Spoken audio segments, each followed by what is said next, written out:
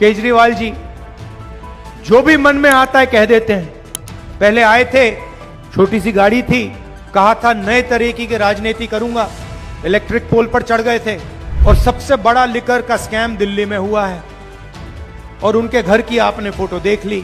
और केजरीवाल जी महल में रहते हैं, शीश महल में रहते हैं। तो सिसोदिया जी यहां पहले कैंडिडेट थे जो लिकर स्कैम के आर्किटेक्ट हैं केजरीवाल जी के साथ, तो यहां से भाग के चले गए। लड़ाई विचारधारा की है और एक तरफ नफरत फैलाने वाले लोग,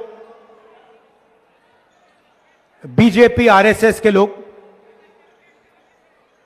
और दूसरी तरफ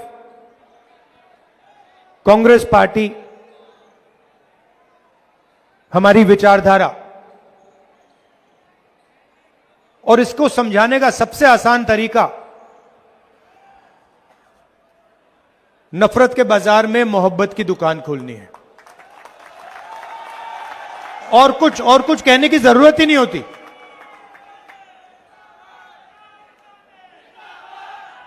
हम नफरत का हिंदुस्तान नहीं चाहते हैं।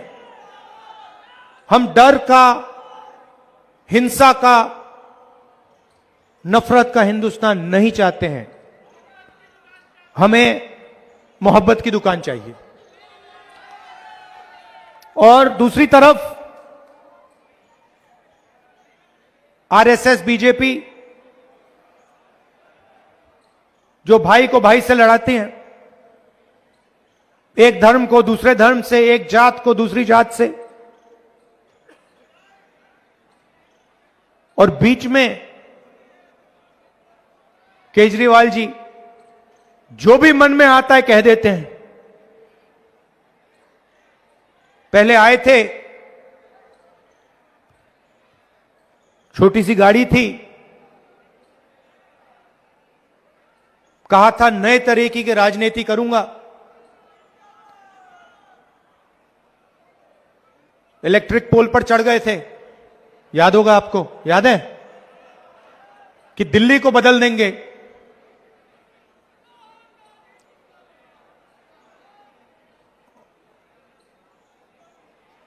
और जब गरीबों को जरूरत पड़ी तो कहीं नहीं दिखे वो।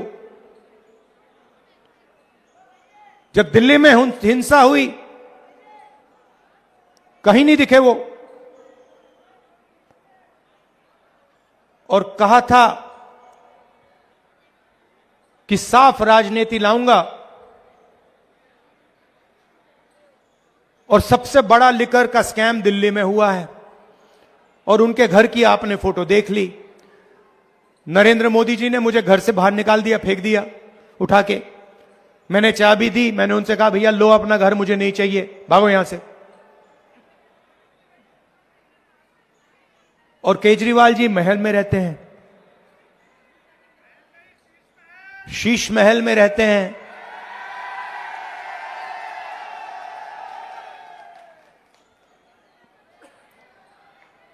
तो यह सच्चाई है। और लड़ाई किस बात की है? लड़ाई संविधान की है, अंबेडकर जी की संविधान की, गरीबों के संविधान की। बीजेपी ने साफ कहा 400 पार और हम संविधान को बदल देंगे। उनके नेताओं ने कहा कि संविधान को हम बदलेंगे। कुछ दिन पहले मोहन भगवत जी कहते हैं 15 अगस्त को सच्ची आजादी हिंदुस्तान को नहीं मिली थी, आजादी तो नरेंद्र मोदी जी के आने के बाद हिंदुस्तान को मिली है। इसका मतलब मोहन भगवत जी ने इसका अपमान किया, कॉन्स्टिट्यूशन का अपमान किया, अंबेडकर जी का अपमान किया। अगर 15 अगस्त 1947 में आजादी नहीं मिली तो इसका क्या मतलब है? आजादी का फल हमारा संविधान है और बीजेपी के नेता कह रहे हैं कि हमें आजादी नहीं मिली। आजादी तो हमें मोदी जी के आने के बाद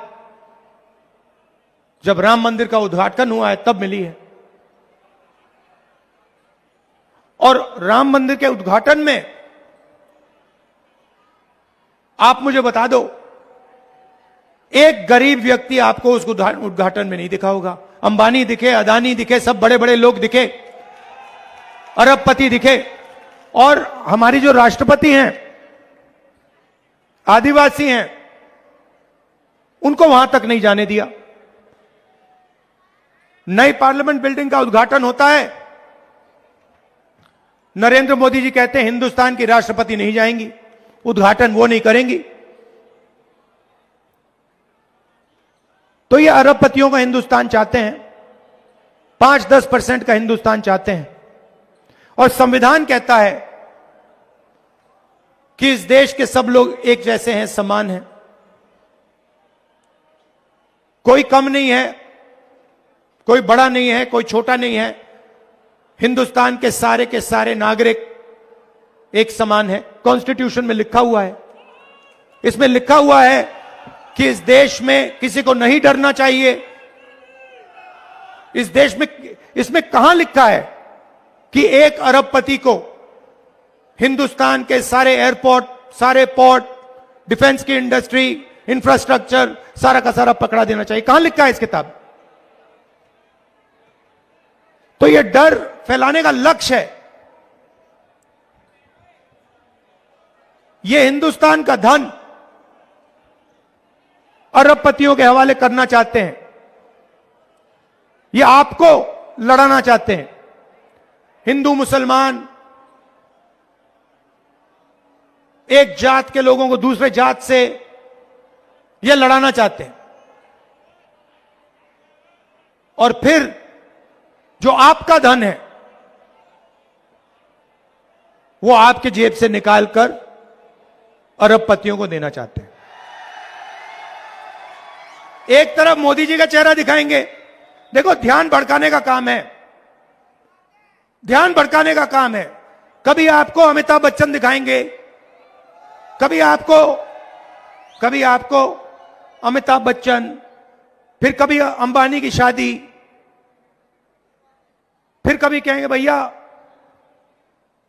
देखो भैया उधर बड़ा क्रिकेट मैच चल रहा है, डांस गाना होगा।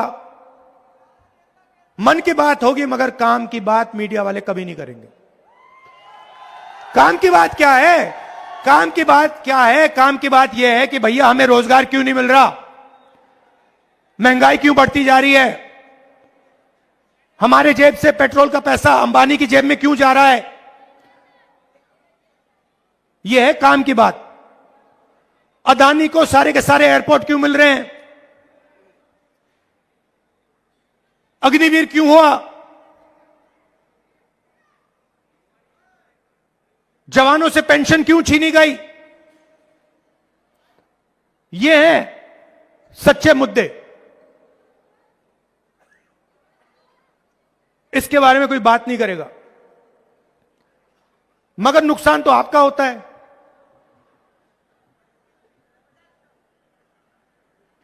दुख तो आपको होता है, मेहनत आप करते हो, और होता क्या जा रहा है? अरबपतियों का हिंदुस्तान बन रहा है। 100-200 लोग हैं, उनका नाम आप जानते हो, अदानी, अंबानी, बिरला, टाटा। वो जो भी सपना देखना चाहते हैं देख सकते हैं, जो भी करना चाहते हैं कर सकते हैं। उनके बच्चे कुछ भी करना चाहें तो कर सकते हैं, मगर आप सपना नहीं देख सकते। आपको रोजगार नहीं मिल सकता, आपको महंगाई से राहत नहीं मिल सकती। क्यों? क्योंकि पूरा सिस्टम आपसे चोरी करने का, आपसे पैसे लेने का और आपके ध्यान को भटकाने का सिस्टम है। तो हमने कहा, पार्लियामेंट हाउस में मैंने नरेंद्र मोदी के सामने बोला, आज तक हिंदुस्तान में पिछड़े वर्ग को अपनी सच्ची आबादी नहीं मालूम। मैंने नरेंद्र मोदी जी से बोला, एक काम करिए, पूरे देश में जाति जनगणना करवाइए कि पता लग जाए कि किसकी कितनी आबादी है और किसकी कितनी भागीदारी है। नरेंद्र मोदी ने एक शब्द नहीं बोला। जुडिशरी में 90% के कोई लोग नहीं है, प्राइवेट अस्पताल आपके हाथों में नहीं, प्राइवेट कंपनियां आपके हाथों में नहीं, प्राइवेट यूनिवर्सिटी कॉलेजेस आपके हाथ में नहीं। पहले आपको रोजगार मिलता था, पब्लिक सेक्टर में मिलता था, वो सारा का सारा उठा के बेच दिया।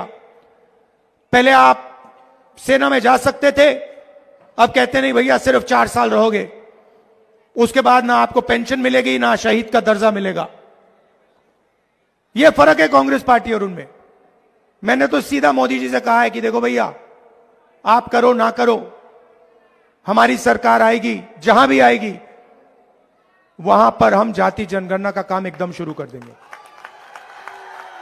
और हम पता लगाएंगे कौन सी संस्था में कौन कौन लोग हैं, इस देश में किसकी कितनी भागीदारी है, और बदलाव लाएंगे। हमने यह भी बोला कि जो 50% रिजर्वेशन की दीवार बना रखी है कि रिजर्वेशन 50% से ज्यादा नहीं हो सकता, इस दीवार को हम उठा तोड़कर फेंक देंगे और दोनों चीज हम लोकसभा में राज्यसभा में पास करवा के दिखाएंगे।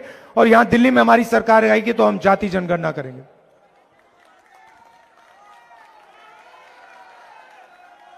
यहां पे आपके अनिल चौधरी जी हैं, इनका आप पूरा समर्थन दीजिए, पूरा समर्थन कीजिए।